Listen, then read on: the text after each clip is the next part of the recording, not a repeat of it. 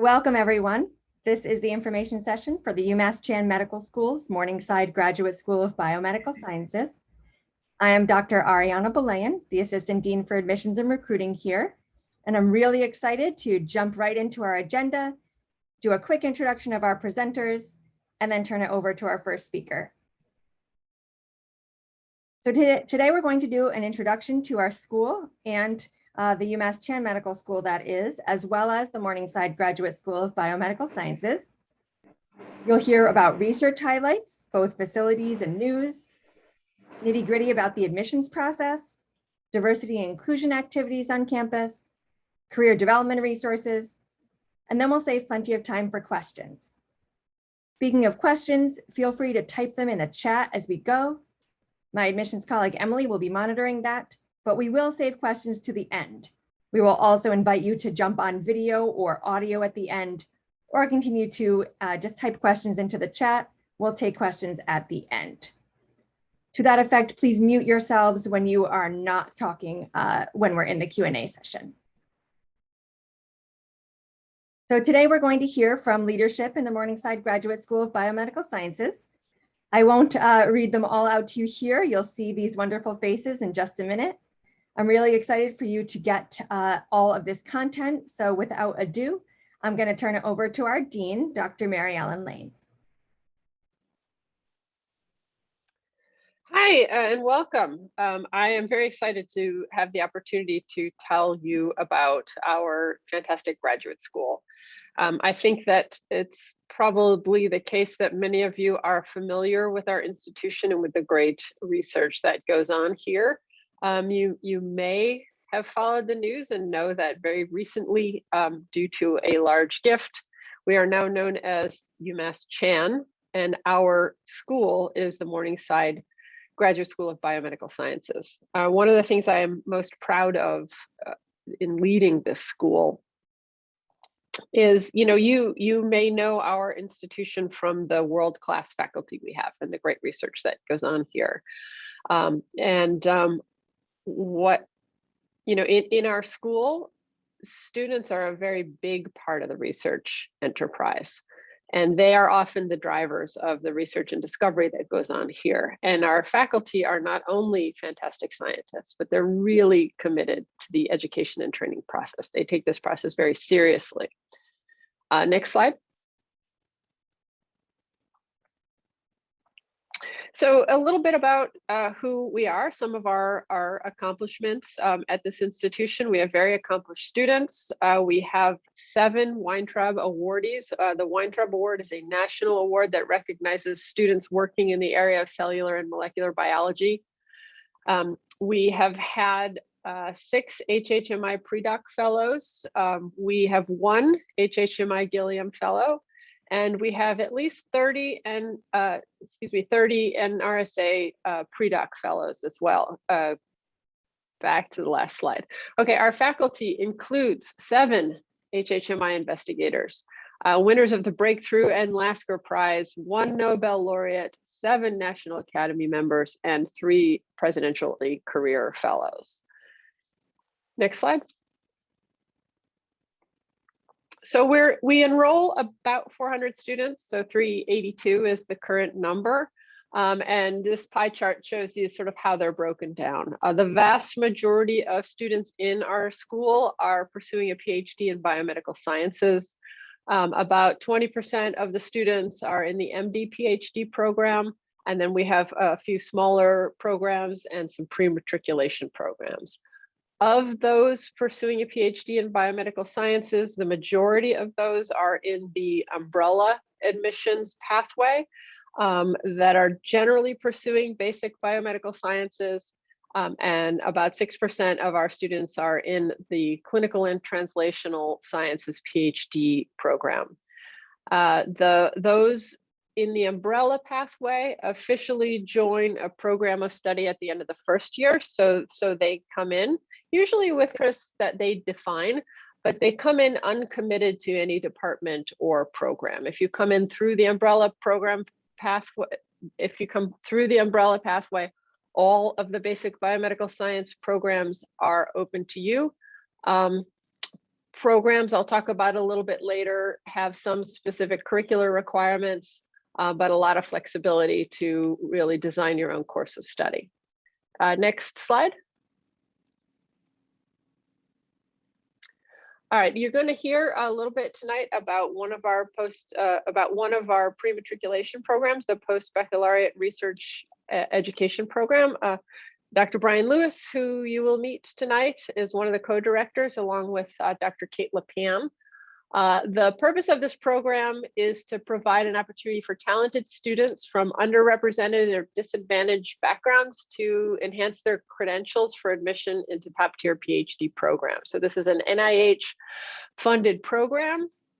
Students in this prep program take part of the first-year PhD curriculum and engage in a year-long research project that is mentored by faculty as well as peers. Professional skills are a strong focus of the program, and it's a very successful program in that 75% of the program participants enter PhD programs the next year. Next slide. All right, now this slide gives you sort of an overview of the program in the basic biomedical sciences umbrella. Right, so all students who enter this program, regardless of their ultimate research interests, participate in a core curriculum that you see here in purple that includes the foundations course that happens in the fall. This is a course that's really focused on providing opportunity and practice for the skills that one needs to be a successful researcher. In the spring, students take elective courses that are usually reflective of their ultimate research interests. And then after 3 rotations, select a thesis mentor. In the second year, students prepare for the qualifying exam through a core class. They may take additional electives. They're spending about half their time in research, take the qualifying exam in the spring of the second year, and then really shift to majority of their focus being thesis research. Professionalism and research conduct core course and career pathways communities are low time commitment, but high impact educational activities and programming that we have where you come together again with your cohort. At this point, you're really spending about 90% of your time in research. And we have annual thesis research advisory committee meetings or track meetings that help you stay on progress toward your dissertation research and provide guidance for your development as scientists. This culminates in the dissertation and in preparation and presentation of a dissertation and defense. Next slide. All right, so this is an important part of the program. So students come into the basic biomedical sciences umbrella uncommitted, either to a lab or a department or a program. And during this first year, in addition to the curriculum, students are in 3 lab rotations. And the objective of these lab rotations is primarily to identify a thesis advisor in a thesis lab. This is actually really important. While many students do come in with defined ideas, many don't. Many just, have not had enough experience to be committed to that, and you just know that you love science and research, and you come in, and in any given year, probably about 80 to 100 of our faculty are actively recruiting new students. You choose among those faculty for where you're going to do your 3 rotations, 2 in the fall term, 1 in the spring, and then by April, most students are ready to commit to a thesis research group and advisor. All right, and this is actually important, and this is going to be true anywhere, not just here. We've got about 400 faculty, right? In any given year, as I said, about 80 to 100 are recruiting. So not all faculty are recruiting. So it's very, very important when you are looking at graduate programs, including ours, you have to be able to identify a number of faculty whose research interests you, or you could see yourself working Some of them are going to be looking to have new students join their research groups, and others might not be. All right, next slide. Okay, so coming in through the BBS umbrella, uncommitted at the end of the first year, when you join a research group and commit to an advisor, you also join programs of study. And what you see on this slide are the list of our current programs of study. These are the areas in which we have organized programs. An organized program means that there are some elective courses, and there's often some co-curricular activities like a seminar series, sometimes a retreat. The largest of these by far is the interdisciplinary graduate program. About half the students are in that program. There's a very, very flexible curriculum. You need to take 3 electives. They can be any 3. In these other programs, there are a couple of specific electives and some flexibility. Next slide. Now, in addition to those areas where a formal program has been organized, we actually have a lot of areas of study. Okay, these are really much more informal. This is where we have a concentration of faculty and students working in a particular research area. They haven't gone through the process of forming a formal program, but there are both curricular and co-curricular activities organized around these research areas.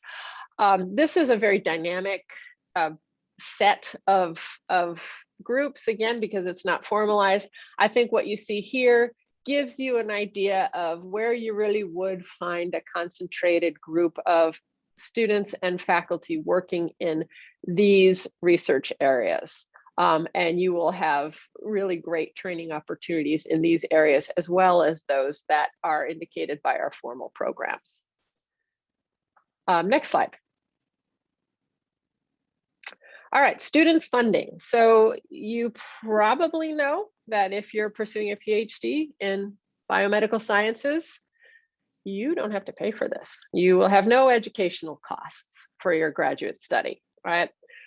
Our students come into our program, their tuition and fees are paid, and we provide a really competitive stipend, and you also have excellent health insurance at no cost to you. So where does this money come from? So our funding structure is indicated here. All first-year students are centrally funded. That means we have a budget commitment from the university for our first-year students. When students join a research group and commit to an advisor, the thesis advisor is primarily responsible for ensuring student funding through research grants. And that is part of the reason why in any given year, not every faculty member is recruiting students, because while our faculty are very well funded, funding vacancies are what allows people to recruit. Now, many of our students, the current number is about 30. Honestly, this changes frequently. Pursue individual fellowships, mostly through the NIH. So most of our US citizens and permanent resident students are very competitive for F30 and F31 fellowships and win those. And that takes care of student funding, usually for 4 to 5 years of study. We also have 7 training grants, and each of these training grants has 1 to 5 student slots. So many students spend at least part of their time funded by a training grant. The majority of post year 1 funding is through research project grants. Next slide. Okay, so I think a question that everybody has on right now, anybody who's looking at any kind of school, is what has been the impact of the pandemic on the educational programming. And I feel really proud and very privileged to say that we've managed this very, very well. We did have a brief research ramp down in March of 2020. By May of that year, we were ramping back up. So our students did experience a little bit of a pause in their research activity, but it didn't last very long. We immediately went to remote courses and stayed that way for the duration of the last academic year. We are currently having courses mostly in person, a few courses still remote, and all of our courses have hybrid capabilities.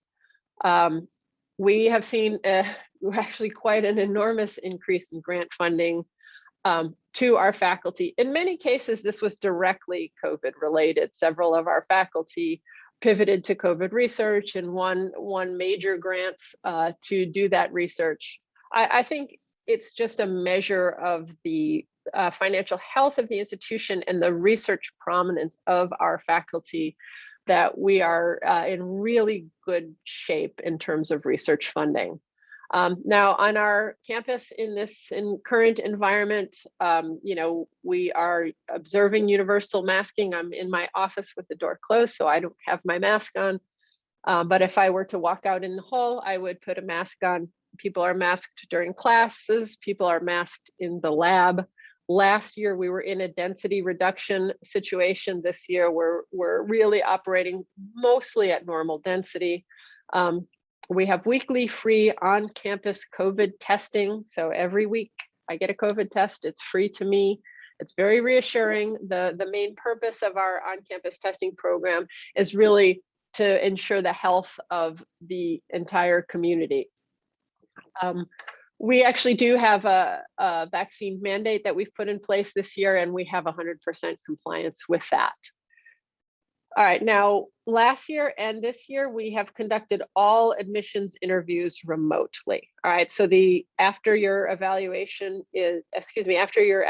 is evaluated by the committee, if they're interested in pursuing your application further, you will be invited for a Zoom interview.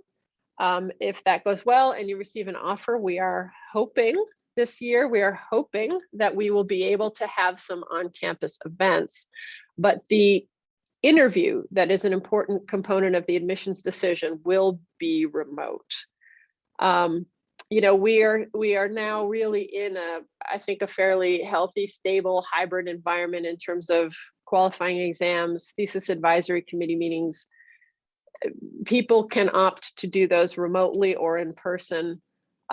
We are in the process of equipping all classrooms for hybrid participation. We hope that by next year that will really be established. We are one of the few places that's continuing to hire new faculty. What does that mean for students? What that means for students is an ever expanding opportunities for thesis research. And we are continuing to expand our research facilities. And I believe that one of my team will talk about that in a little bit more specific detail later. Next slide. All right, we are invested in your success. As I mentioned, we provide a generous stipend that's currently at $34,000 annually. The cost of living in Worcester is significantly lower than it is just 32 miles to the east in Boston. So that $34,000 goes pretty far. We also, as of last year, started providing additional financial support for incoming students. So in addition to the stipend, we give a little bit of transitional assistance as well. We have an excellent health insurance program. Students do not pay anything for their health insurance. This is paid for them. We also provide optional dental and vision, again, at our expense. This is a very good deal. And this is something that you should be aware of when you are applying to other schools. At some schools, you have to purchase your health insurance premium. You might get a subsidy for it. For you, you're getting a very good plan at no cost at all. We have an amazing student affairs professional among my leadership team, Dr. Morgan Thompson. We'll talk to you a little bit later. We have very engaged student governance and student groups. Our faculty, as I mentioned, in addition to being great researchers, there's a lot of interest right now. Among the faculty in effective mentoring and how to be a better mentor. So there are many faculty initiated and graduate school supported initiatives for faculty to talk about mentoring, right? To discover and create some mentoring best practices. We have a nationally recognized career and professional development program that you'll hear a little bit more about. We have a very good library at this school, and we have a library staff who we really consider partners and collaborators in our educational programming. They provide amazing support to our student community. We have a very good student health service right on campus. We have a student counseling service also on campus at no cost to you. We do have an on-campus fitness center. I believe we are open for operation this year. We were not last year. The world famous Center for Mindfulness is something accessible to our community for stress reduction based mindfulness work. And we have a university position that oversees the positive learning environment of the entire campus. I am going to turn the presentation now over to Dean Morgan Thompson. So hello, everyone. It's really my pleasure to be here with all of you tonight. Thank you for considering our community as one that you may be a part of in the future. I'm Morgan Thompson. I serve our community as the Assistant Dean of Student Affairs. And this is a relatively newly created position under Dean Lane's leadership to support your access to a member of graduate school's leadership that has no say in your academic standing or progress. So no conflict of interest with those types of decisions, so that you can have an advocate and someone you can access for advising within leadership. So the work that I do with our students is really what I consider to be professional development. And I deal with students in one-on-one advising. I also work with our student organizations and activities, and I work with campus partners across our Office for Student Life, which serves all of the student populations within our school, and other types of student services. So some of those partners that were mentioned on the previous slide. There are a number of resources that didn't even make the slide. So we have a center that is run actually by our students that provides food and other resources as needed. We have learner emergency assistance funds. We have an associate director of financial wellness. So there are a number of student supports available to all of you if you join our community. And part of my role is to make sure that you all are connecting well with those resources as needed throughout your training experience. In our school, Student Affairs also is developing infrastructure for additional support for both individual and institutional training grants and fellowships. So we work regularly. We have writing groups and other resources available to students to help support them if they are applying for fellowships. And that is an important aspect of what I would encourage all of you to consider as you're considering your training programs. We like to celebrate what our students do. So Dean Lane mentioned the numbers of students who have external funding awards, and I'll actually put a link in the chat now that lists those awardees. So different aspects of advocacy, service, and student community building are really mainstays of what we do within Student Affairs. I'm also personally interested and significantly involved with our student leaders, whether that's with student government, and also we have strong student leadership related to diversity, inclusion, equity, and justice on our campus. And I work closely with those students leading forward initiatives that they are engaged in as change makers in our community. Next slide.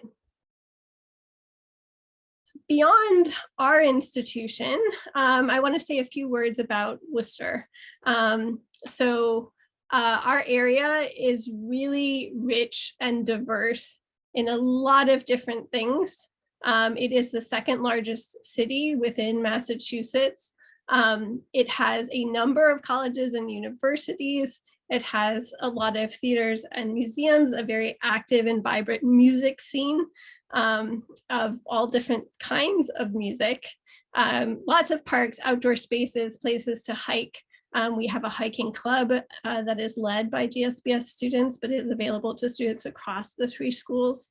There's the Woostocks, so the local professional baseball team. Lots of different cafes and dining opportunities, all different types of food. We do obviously are closely connected with Boston, and there's public transportation into the city. And the community is really diverse and vibrant. So Worcester actually has the highest population of foreign-born individuals of any Massachusetts gateway city. We have really large immigrant populations from Ghana and Kenya, from Vietnam, China, and India, as well as other countries. And so that's really part of the vibrant fabric. We have a lot of service opportunities for students to be engaged. Some of those are through our Office of Community and Government Relations. Some are through community service that is organized by student leadership. We have a new opportunity, the Crisis and Emergency Preparedness Committee, that was formed with student leadership during the pandemic, and is a way for our students to be engaged in responding to emergencies and disasters of any kind in our community. It is still largely pandemic focused at this time, and opportunities are available there interprofessionally across the medical students, the nursing students, and our students within the research community. So lots of opportunities to go out into the community. The other program that I'll highlight is a GSBS faculty and staff initiated organization called Science Live that is now doing a lot of education within the public schools. So there's a lot of public science education and outreach opportunity available to get out into the community, to get to know the community, and to engage with your own motivations for why you are a scientist, and to give back and pay forward the mentoring experiences that led to your own interest in science. Next slide. This is data from a survey that was conducted a few years ago. We do not have on-campus housing at our university, but this does suggest that our students are very satisfied overall with their living situations. So the majority strongly agree that their living situation is affordable, safe, and was easy to find. About half of our students live with roommates, 15% live on their own, and about 35% live with a partner or spouse. We do have students who are also parents. 40% of students live within a mile of campus, and 70% live within 5 miles of campus. So even though we don't have on-campus, on-site housing, a good number of our students, for example, can live within walking distance of our campus if they choose to. So things to think about as you're thinking about the region that you'll be living in addition to all the other factors to consider about your training experience. Our emails are our first name dot last name at umassmed.edu. So I welcome questions at the end of the session here, and also by email. Please don't hesitate to reach out if we can connect you with questions that you have and resources that you're interested in as you're making your selection. And I am passing it over to Dr. Tony Imbalzano to talk more about the research environment.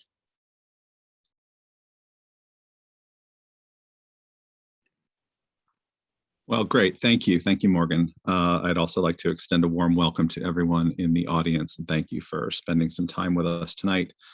I am going to talk about UMass Chan Medical School and talk to you about some of the things that we are recognized for, and show you actually the numbers, the data. You know, for 20 years, 25 years that I've been here, that we are always ranked amongst the top medical schools in the United States by US News and World Report. We are number 3 in licensing revenue among all universities. That's across the country. We have a lot more. We have more money from NIH than all of the institutions in 20 states. You can see our numbers. There's 640 some learners in the School of Medicine, about 250 in the Graduate School of Nursing, and almost 400 learners in the Morningside Graduate School of Biomedical Sciences. You know, one of the most I think amazing statistics is this last one in the corner down here. Number 2 in NIH funding amongst all New England medical schools. Next slide, please. This is actually the data. Number 2, based on a 2020 survey of institutions. I shouldn't say survey, research amongst funding at different institutions. You can see us right there at the top, right behind Yale, ahead of Harvard, ahead of BU, ahead of Dartmouth, Brown, Vermont, Connecticut, and Tufts. Our investigators are remarkable in their ability to pull in grant money, which of course funds the research engine, which funds the training engine of the graduate school. Next slide, please. This is just graphs. You can see that the last 13 years or so, we've been steadily increasing the amount of funding. There's no pandemic crash. And as a matter of fact, it's actually increased despite the pandemic. Go ahead, please. This, the title says it all. Research fuels innovation. We do a lot of basic science research here, but we also do translational and clinical research, and this impacts the community. This impacts the world, really. We are drawing drug royalties from a whole host of companies. You can see in the middle portion of this slide a sampling of companies that were founded by UMass Medical School PIs, recent licensing deals with the companies that are listed there. This is by no means exhaustive. These are just recent developments. Next slide, please. This is staggering to me. Fiscal year 19, we had $265 million research base, and that contributed to $146 million in licensing revenue. Think about the fraction there. That is a huge amount of translation of research into licensing. Go ahead, please. And as evidence of this, right, every year the Association of University Technology Managers looks through universities across the country and determines how much money is being brought in through licensing of the work that is done on the campus.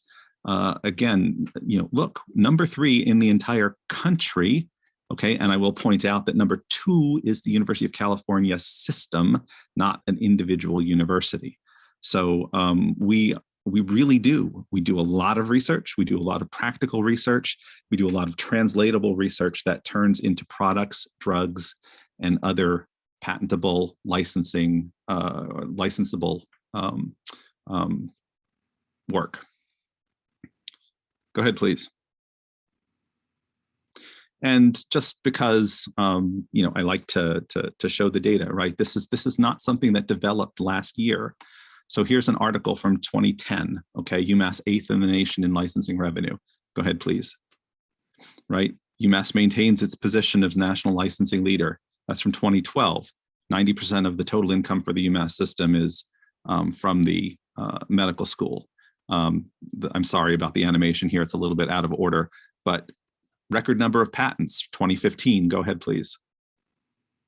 Right, 36th amongst universities worldwide for patents awarded. That's 2017. UMass ranks amongst the best in the world for patents awarded. That's a continuation. That's a 2019 article.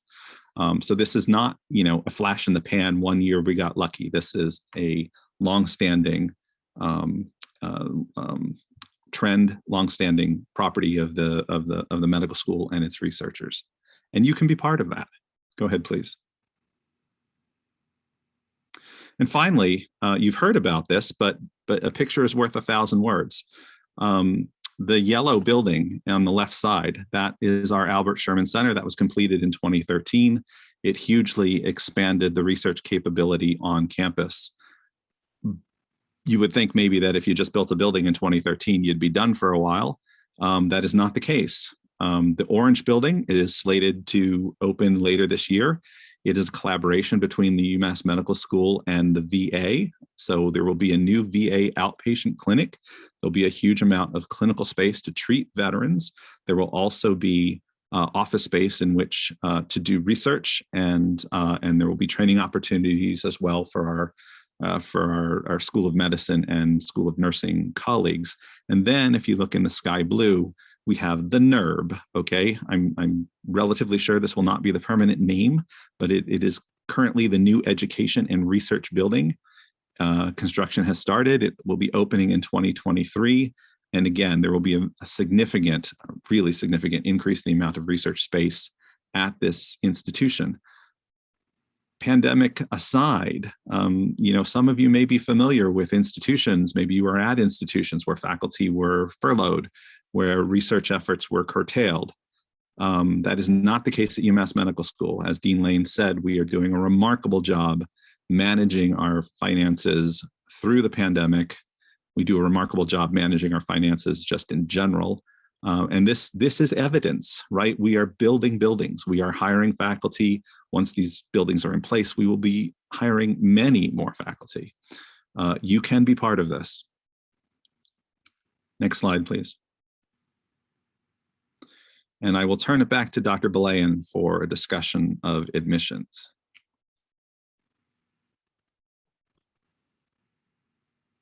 Thanks, Dr. Invalzano. So you've seen some of the exciting work that's being done on campus. You might be asking, how can I be a part of it? I'm going to share a little bit about the admissions process, mostly specific to the PhD in Biomedical Sciences, our umbrella program, also called BBS, Basic Biomedical Sciences. Remember that you're applying to a generalist PhD, that umbrella program, not the PhD in neuroscience or immunology or the like. That program choice is done in the first year, as you saw from Dean Lane's slide. Also, I'm going to go through this rather quickly today because I'm inviting all of you to attend a Position Yourself for Success event where my colleague Emily and I will be doing a deep dive into the admissions process. That's on Thursday, October 7th at 6 p.m. So we'll be sending you invitations to that, but I will get down to it today and then delve deeper at that October event. So this is basically how our admissions process goes. We review applications when they're complete. We have a faculty admissions committee who's making the decisions on admission. First, they choose whom to interview. Dean Lane mentioned that interviews are by invitation only. So we are inviting the top candidates, and we will be doing those over Zoom. Faculty are interviewing candidates. So in the past, we've done 3 faculty interviews per candidate. Successful applicants are then given an admission offer. We hold a number of admitted student events. We will do them virtually this year, in addition to what we hope is a robust on-campus presence, welcoming our admitted students to campus if pandemic conditions allow. And then we would ask that the candidates finalize their decision after admission. So to put that in the context of time, our deadline to have a complete application is December 1. In December, the faculty will be conducting their review for interview potential, and we will be issuing interview invitations. The interviews themselves, again over Zoom, they'll take place in January. Offers will be extended as early as the interviews begin and beyond through April. And then we participate in the Council of Graduate Schools April 15th resolution, which means that candidates or admitted students have until April 15th to make their final decision on where to attend. But we always ask, if you know that you're joining us or not, do let us know as soon as possible. So I'm going to ask that you work on your application if you want to start in the fall of 2022. That would be the next start date for the December 1 deadline.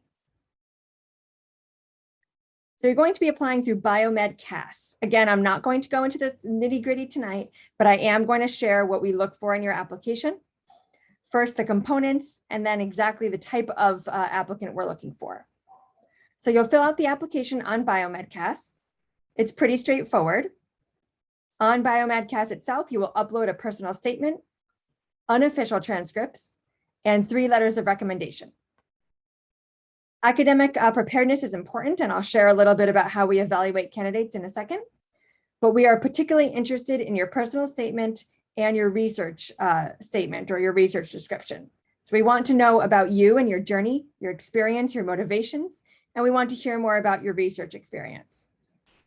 We also require 3 letters of recommendation, 1 from a research advisor, and folks who can speak to your success or potential success in graduate school. So we look for both quantitative and qualitative aspects. So that would be academic preparedness, research experience. Both are paramount, but they are certainly not the only aspects. We are proud of our holistic application review process, which means that we're considering the whole applicant and every aspect of what makes someone a unique candidate. And that might be other experiences or qualities that you can't measure on a transcript, for example. So research experience is of utmost importance. We're looking for about a year or 2 semesters or so. We understand COVID had implications, and we can certainly have you address that in brief in your application. But successful applicants typically have about a year or more of research experience in undergrad or postgrad if they have graduated since. Beyond the quantitative, we're also looking for evidence that someone can succeed in a rigorous program, earn a PhD, and then have a successful career as a scientist. And you need to have some skills and some attributes, such as being intellectually independent, showing resilience. So those are elements we also look for in your personal statement, in your letters of recommendation, and in an interview. So one more piece from me tonight about how we want you to talk about your research experience. You can certainly ask some of my scientifically minded colleagues for some examples, but the idea is that, and we do have specific prompts for a personal and research statement on our website, please do follow those. We basically ask you to frame your research experience in the context of a scientific question. Exactly what did you look at? What did you do as part of that? What was your role? Did any publications transpire? But also, what was the outcome? What did you learn? Even if it wasn't a wildly successful experiment, walk us through that and talk in the context of a scientific question. In the context of your project, the larger research group, and ultimately implications for the field by asking yourself some of the questions here.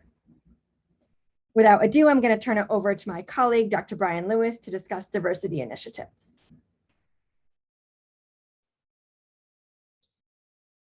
Good evening, everyone. Let me add my welcome to all of you for spending some time with us this evening.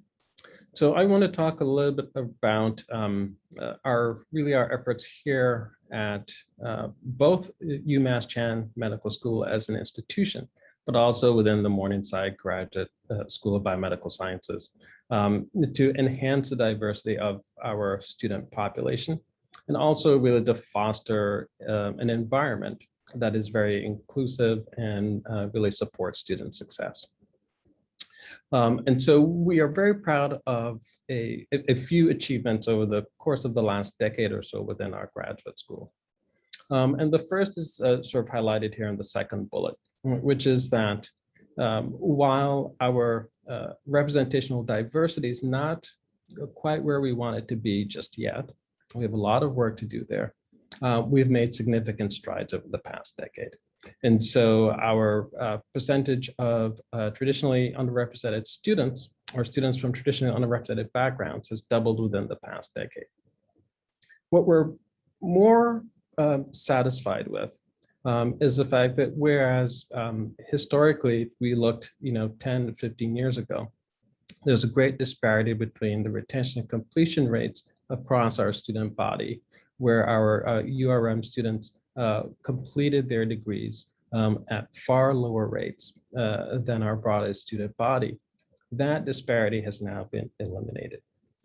And I should say that this has occurred at the same time that the completion rates for all of our students within the Morningside Graduate School of Biomedical Sciences has increased.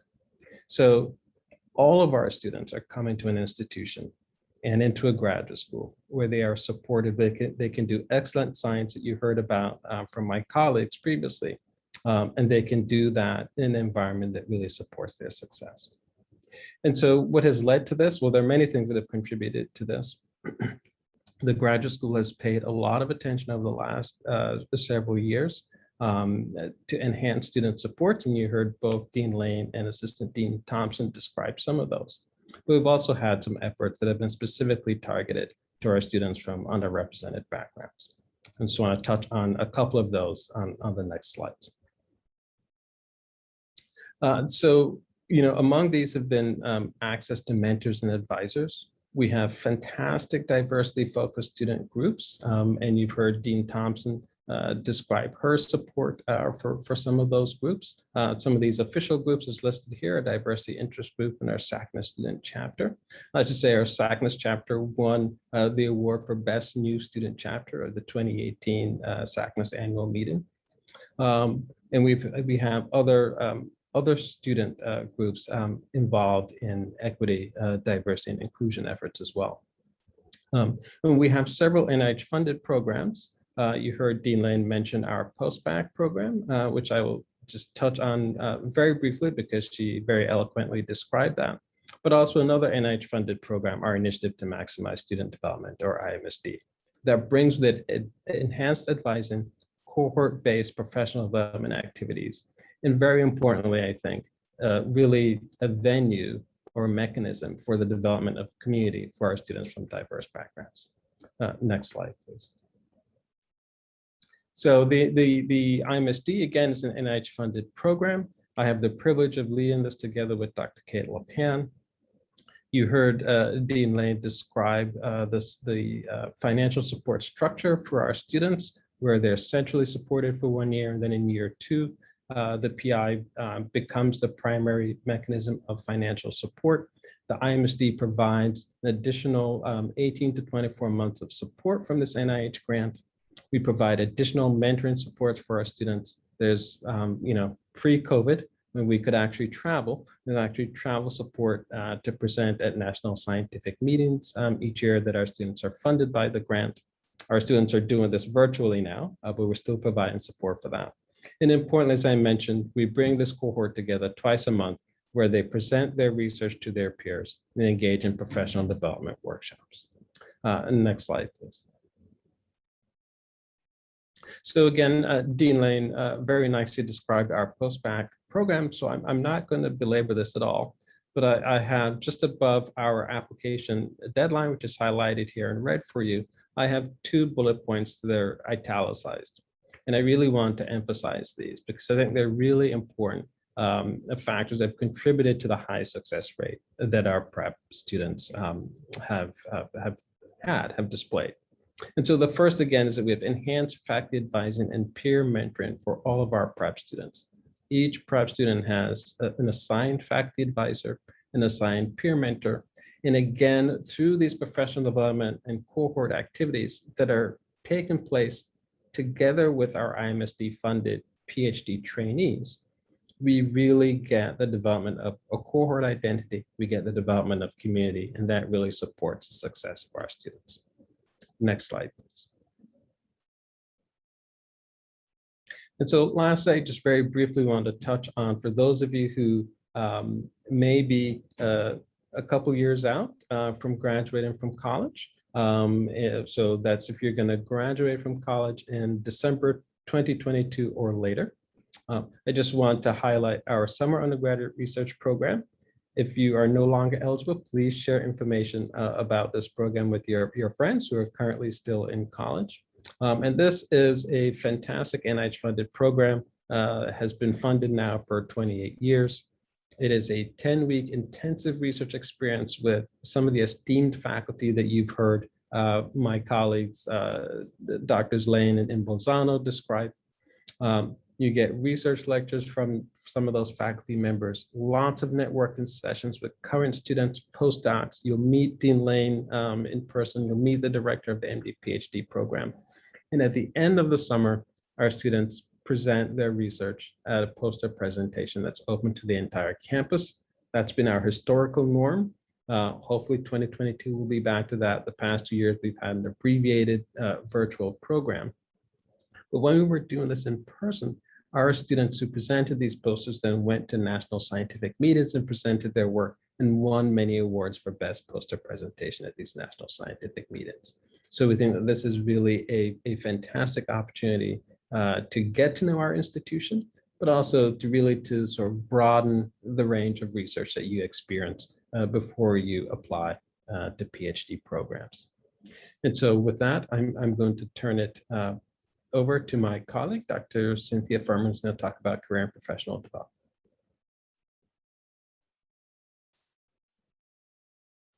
Hello, everyone, and I'm thrilled to see you here today.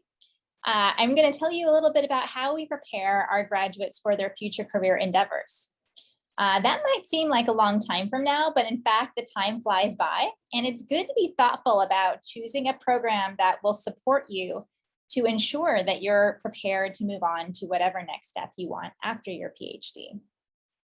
This slide shows the career outcomes for our graduates, and it shows a slice of graduates who have been out of their PhD from UMass Chan Medical School more than 10 years. So you can get a sense of where are PhDs kind of long-term. And this data is similar to universities across the country. PhDs pursue a lot of different types of positions. So about a quarter of our alumni are faculty with an emphasis on research or research and teaching. About a quarter of them are scientists in industry, and 10% as research staff in academia or government, 10% faculty with a teaching focus, another quarter of them in a wide variety of different things. We really identify with and encourage our students to consider what career paths they feel will be best for them and celebrate all the different career outcomes of our graduates. So how do we help prepare them for the next steps? Next slide. When you think about your career advancement and professional development, you're actually learning a ton during your PhD. And not all of it is only based on your science publications or other track records. You're also developing a host of professional skills that will be critical in any kind of career path you pursue, such as presentation skills, a number of different science writing and communication skills, developing abilities to be innovative and creative and apply that in the work that you do. Business related skills, understanding how academic science and science and industry and other sectors all fit into the broader scientific ecosystem, project management, people management, all these different things. You have opportunities to practice these things in the labs, and we help students think deliberately about the skills that they're developing and maybe areas where they want to, either further their own strengths or address areas where they want to grow in their skills. So we use individual development plans to do this. This is a core part of what we do, and support students in the job search. So moving to the next slide. Many of our career development opportunities are actually built into the curriculum, which I'll share with you in a moment. And those and other programs that students can opt into, many of them are coordinated through our Center for Biomedical Career Development. So the CBCD, housed in the Graduate School of Biomedical Sciences, is not your traditional career center. You might be familiar with career centers from your undergraduate training, for example. This Center for Biomedical Career Development takes a scholarly approach to what we do. We've innovated and led innovations nationally for how to adapt career development for the specific needs of biomedical science graduate students. So again, we integrate things into the curriculum, we host workshops, we develop resources, and we meet individually with students and postdocs, in fact. And our team also pursues scholarship in this field and even national policy and projects to support career development nationally. Next slide. So I want to give you a sense of what we mean when we talk about professional development being integrated into the curriculum. This was done with funding as an innovation from the Burroughs Wellcome Fund and then through an NIH Best Award. And I'm going to put a link into the chat window that can give you a lot more detail about this if you'd like to read more. Dean Lane mentioned in her overview of the curriculum that in the third year, you participate in a course called Professionalism and Research Conduct. About half of this course is focused on your own professional development and career planning. This is where we guide you through creating your own individual development plan, thinking about your own skills, values, and interests, thinking about how to leverage mentorship and seek additional mentors as needed, and thinking ahead to the types of career paths that you might be interested in. You meet scientists in different types of roles, and you discuss, concretely some of the goals that you have and strategies you can take in your graduate training to get there. Next slide. In the third year after that, in the fourth year, you participate in something called Career Pathways Communities. This is an innovation that we brought into the curriculum that is now modeled at other universities. And what we do through these is these are learning communities that are focused around a career theme that you're interested in. So here you can see students gathered together with two professionals who are in the career path of their interest. In this case, academic careers. So through these discussions, you just meet 3 times as part of these communities. So it's not a big time commitment, but we move you forward through some structured activities and exercises in significant ways. One of these exercises that we do are called job simulations or micro sims. And so through this, you actually do an exercise that mimics a task common to the role that you want to explore in this community. And then you get feedback on the product that you created. So for example, we have a career pathway community focused on science writing and publishing. And a science editor from Cell was one of our professionals. And so the micro sim exercise that he led students through who wanted to do it was to review papers as if they were an editor and pitch to him as an editor the papers that they think should be sent on to peer review. So it's a really exciting opportunity to put yourself into the shoes of different roles that you're thinking about in the future. We also have communities on the business of science, research and industry, and a number of other areas. Next slide. In addition to the curricular pieces, there's also a lot of different opportunities on campus to engage and think ahead to the future and be active in the community. So students and postdocs have been very active in forming student organizations. For example, the group Industry Exploration or INDEX has over the years organized site visits to companies. Those have been put on pause a bit during the pandemic, but I anticipate they'll come ramping right back up as we get a little bit more back to normal.